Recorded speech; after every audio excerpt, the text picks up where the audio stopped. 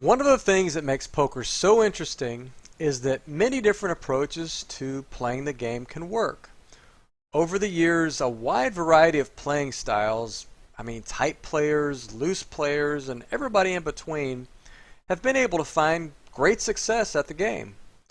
However, while playing styles and those general philosophies can vary widely from player to player, in order to obtain long-term consistency, there are a few traits that are common to pretty much every successful poker player. In this video, I will cover 3 of the qualities and characteristics that are universal to anyone who wins money at the game of poker over the long term.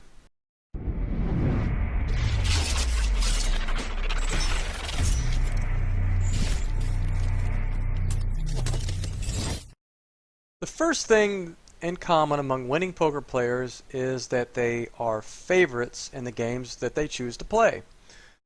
We all know that poker profit comes from the collective mistakes of our opponents that they make in relation to us.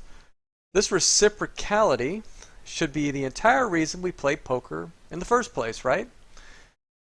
If we aren't better than at least a few of the players at the table we're sitting at, then there's no reason we should be sitting at that table, right? This is because our number one goal in poker above all else should be to make money. Otherwise, we might as well play some kind of casino games or any other game of chance, right? You'd have a much better chance of winning at blackjack, for example, than you would if you play on a poker table with players that are better than you. The truth is, all winning poker players understand this truth in a very intimate way. In fact, the end game of poker is less about the strategy and tactics of the actual hands you are playing, and more about seeking out weaker competition to play against.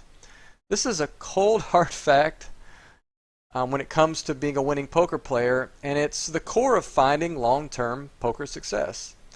Now, I'm not saying that you don't need to work hard on your game, because you do need to actively spend time learning about all of the commonalities of all the other playing styles out there that are losing money.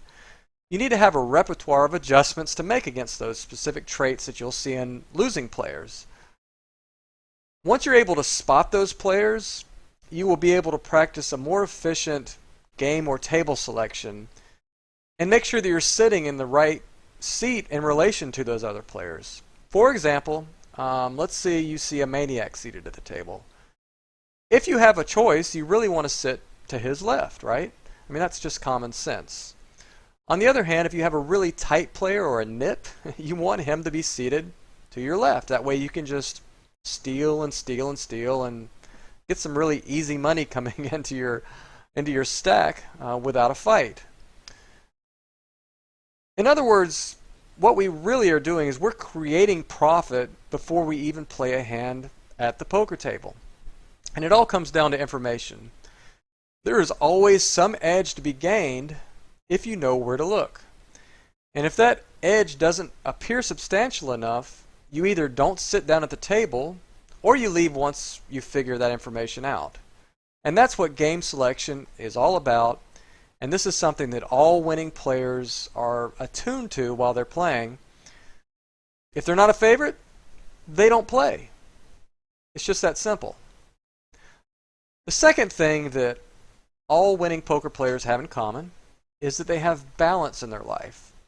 And this is especially true if they're winning over the long term, year after year after year. You can't have poker be your complete focus and expect to just be successful forever at it.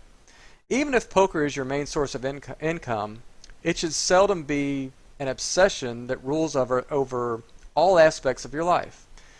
The secret, if you can call it that, to longevity in poker is having the perspective that poker is just a means to an end. In other words, you play poker for a living. You don't live to play poker. Now, there's nothing wrong with being passionate about the game. If you're playing it over the long term, you probably love the game and you are going to be passionate about it. It's just important not to set unrealistic expectations for yourself when it comes to your level of success that you have over the years. There's always going to be good times and there's always going to be bad times, in other words. And in fact, measuring the entirety of your self-worth around poker or anything in your life, any one thing in your life, is a sure road to a lot of frustration. I mean, there will be bad times, good times, and it's vital to have other aspects of your life that bring you joy and fulfillment during periods of, say negative variance, right? It could be your family, another career that you're involved in, a business, or even a hobby. The actual who or what of all of that is unimportant. What matters is finding harmony and balance between those things. Think of any really successful person that you know or you've heard about, and you'll almost always find that they are successful at more than just one thing in their life. So if you struggle with balance, I recommend scheduling activities. Actively going out and doing this, making it an exercise. Scheduling activities into your day that are non-poker related. If you're into sports, go do that at least 3 days a week for 1 hour at a time. If you have a wife and kids, schedule a few family activities. Have a game night. Whatever. It doesn't really matter what you choose as long as it brings you happiness and that it's not derived from poker. It needs to be non-poker related. You need to get your mind off poker and do something else for a while. Number 3, all winning poker players are studious. Every year it gets harder and harder to win money at poker. Therefore, if you want to remain relevant and continue to be a winning player, you have to constantly improve and better yourself. So as part of your daily routine, or at least weekly routine, you should invest time into analyzing your game, pouring through your stats, and thinking about ways you can beat your opponents. Be honest with yourself and make sure you invest a portion of your bankroll toward coaching. It's often really helpful to get a second set of eyes on your game since it's sometimes hard to see the forest for the trees. Additionally, it's no secret that the better you are as a player, the less awful your downswings will be. A case in point, I once went through an 18-month period where I was about $20,000 under expected value. That really sucks, right? The awesome thing was, though, that I still managed to win money during that 18-month period. How did I do that, right? Not to brag, but my EV win rate was 10 big blinds per 100. My actual win rate was 2 big blinds per 100. All of those early years, or all of the time I've put into building a solid foundation into my poker game with daily, consistent study, thousands of hours I've put into this game.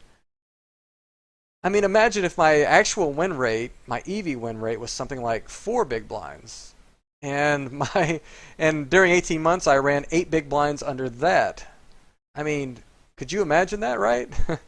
I would have probably quit the game. At least possibly quit the game. Or, I would have had to move so far down I'd be playing the micros again. I probably or most definitely would not be making this video. So that's it. That's 3 of the common traits that you can find in all poker players. For more tips on what it takes to become a winning player, check out the detailed article on my website. Just Google 7 common traits of successful poker players, or type in automaticpoker.com/traits, TRAITS. Thanks for watching.